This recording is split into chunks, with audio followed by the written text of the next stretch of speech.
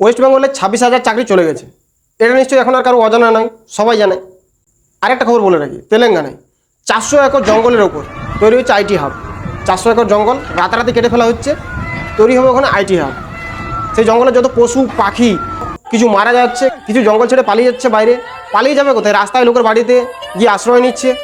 উন্নয়নের নামে বিনাশ করা হচ্ছে। 400 একর জঙ্গল, কাঞ্জি গাজিবাউলি জঙ্গল, যেটাকে হায়দ্রাবাদের ফুসফুস বলা হয়, সেটা ভাই পুরো কেটে ফেলা হচ্ছে রাতারাতি। এটা নিয়ে হায়দ্রাবাদ ইউনিভার্সিটির ছাত্ররা এবং মাস্টাররা সবাই মিলে প্রোটেস্ট করে সেটা আটকায়, কেস করায়। সুপ্রিম কোর্ট আপাতত এটার উপর স্টে অর্ডার দিয়েছে। আশা করি আগামী দিনে ভালো রায় আসুক এটার। ভাই সবুজ বাঁচাতে হবে, নাহলে কিছুদিন পর চাতক পাখির মতো অক্সিজেনের জন্য হা হা করে ঘুরে বেড়াতে হবে। কিছু স্বার্থলোভী পলিটিশিয়ানদের জন্য, কিছু মূর্খ মন্ত্রীদের জন্য, কিছু মূর্খ নেতাদের জন্য আজ এই অবস্থা। হ্যাঁ, একটা কথা বলে রাখি, আজকে মানুষের ধ্বংসলীলা চালাচ্ছে।